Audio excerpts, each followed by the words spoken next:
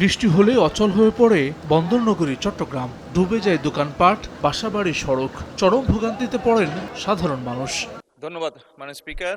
বুধবার সংসদ অধিবেশনে চট্টগ্রামে জলাবদ্ধতায় জনগণের ভোগান্তির জন্য দুঃখ প্রকাশ করেন প্রধানমন্ত্রী তারেক রহমান। বলেন, সমস্যা সমাধানে কাজ করছে সরকার, প্রয়োজন জনসচেতনতারও। অনেক বড় একটা ওয়াটার লগ হয়ে গিয়েছে, স্বাভাবিকভাবে একটু সময় লাগবে। এই কষ্টের জন্য আমি আমার অবস্থান থেকে চট্টগ্রাম শহরে বসবাসকারী সকল নাগরিকের কাছে আন্তরিকভাবে দুঃখ প্রকাশ করছি।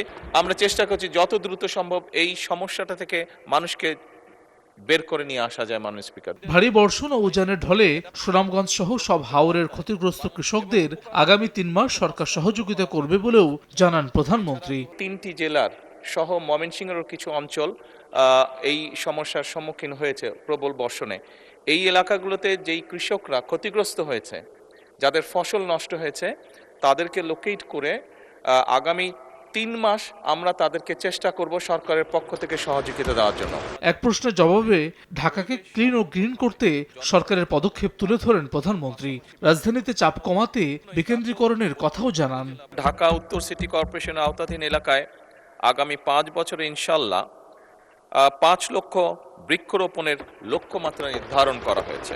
মানে স্পিকার, একই সাথে ঢাকা দক্ষিণ সিটি কর্পোরেশন কর্তৃক কোরিয়া ভিত্তিক বেসরকারি প্রতিষ্ঠানের বিনিয়োগে মাতাইল ল্যান্ডফিলকে সমন্বিত সার্কুলার ইকোনমি ভিত্তিক বর্জ্য ব্যবস্থাপনা এবং জ্বালানি উৎপাদন কেন্দ্রে রূপান্তর করার মাধ্যমে সকল বর্জ্যকে জিরো বর্জ্যতে রূপান্তর করার পরিকল্পনা গ্রহণ করা হয়েছে।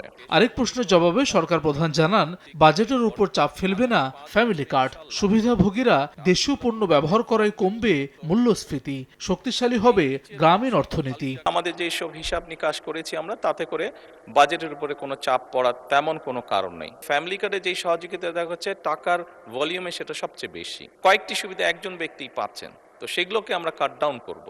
আমরা টাকা ছাপিয়ে দিব না, বরঞ্চ আমরা মনে করি এতে ইনফ্লেশনটা কমে আসবে। এই টাকাটা কিন্তু গ্রামীণ ইকোনমিতে ব্যবহৃত হচ্ছে। এ সময় নারীর ক্ষমতায়নে সরকারের নানা উদ্যোগ তুলে ধরেন প্রধানমন্ত্রী।